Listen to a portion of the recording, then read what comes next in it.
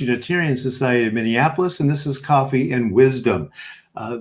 At the present, we're asking a very large theological question, and that is, why doesn't America itself have a sense of the tragic? This is one of the things that is often said about Americans, is we don't have a sense of the tragic. We always look for hopeful, and we don't learn lessons, therefore. And the person who really made that argument stick was Reinhold Niebuhr. And so I want to take a humanist perspective, and the theological questions that were opened up by Reinhold Niebuhr.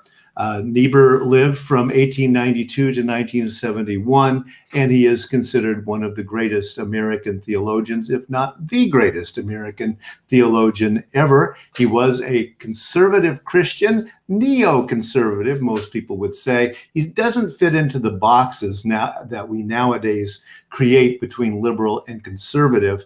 The circumstances were a little bit different in his time, and he was seeing the rational, very, very liberal side, the Unitarians, for example, on one side, evangelicals being very much on the other side, and he was seeing himself with mainline Christianity in the middle of this argument, or this way of seeing things, seeing a dark vision of American cultural milieu, but still yet finding ways that we can talk about doing things in a moral, ethical fashion.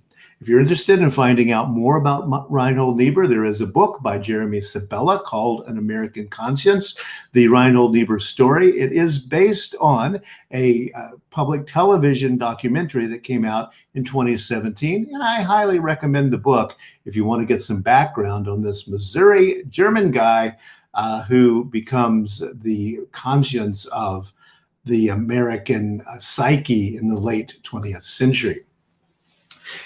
As I mentioned the other meeting, the first big book of his, the one that got him on the map and got him a job at Union Theological Seminary, was Moral Man and Immoral Society. This was a book published in 1932 in which he really says, you know what, I'm done with the social gospel. I'm done with toying with socialism. I am a neoconservative Christian now, and this is why. He starts the book by saying this: the thesis to be elaborated in these pages is that a sharp distinction must be drawn between the moral and social behavior of individuals and of social groups, national, racial, and economic, and that this distinction justifies and necessitates political policies which a purely individualistic ethic must always find embarrassing. All right, this is the central idea, and this is why his ideas are still so important today.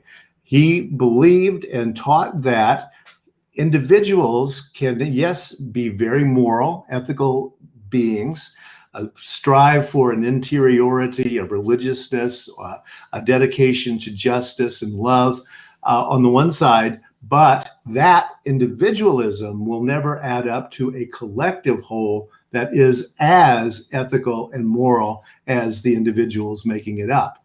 It's going to be embarrassing, this social group, to the moral conscience of the individual. He goes on to write, the inferiority of the morality of groups to that of individuals is due in part to the difficulty of establishing a rational social force which is powerful enough to cope with the natural impulses by which society achieves its cohesion.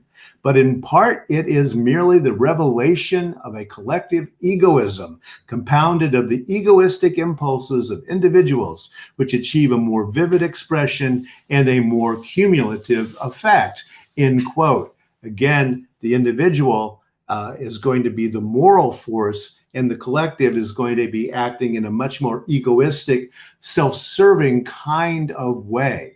But individuals then must dedicate ourselves to working through the power balances that this creates. That's why Martin Luther King Jr. liked Reinhold Niebuhr's writing so much and admired him, because he was reading Niebuhr as saying, African Americans, you yourselves must get out there and take the power, because the bourgeois, the white middle class liberal, will not give it to you.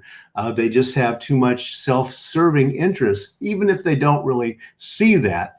So it's going to be up to the oppressed peoples to achieve liberation from those oppressions.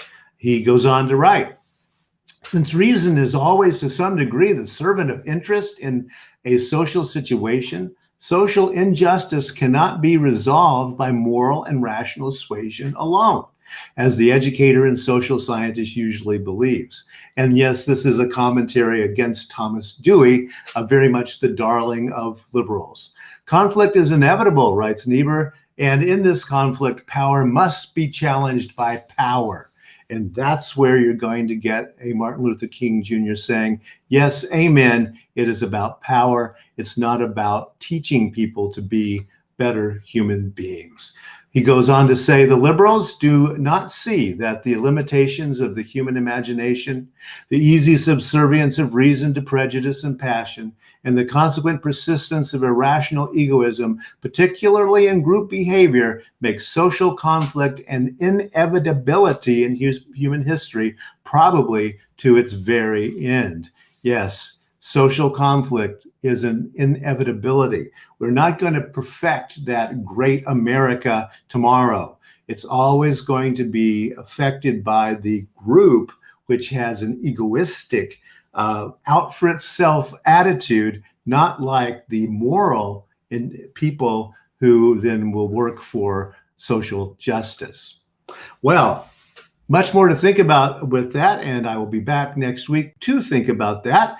I would love for you to join in on Friday morning at 9 a.m. Central Time, a Zoom conversation, or email me questions. Either way, my email is minister@firstunitarian.org. Be glad to hear from you, and I look forward to seeing you next week as we talk some more about coffee and wisdom.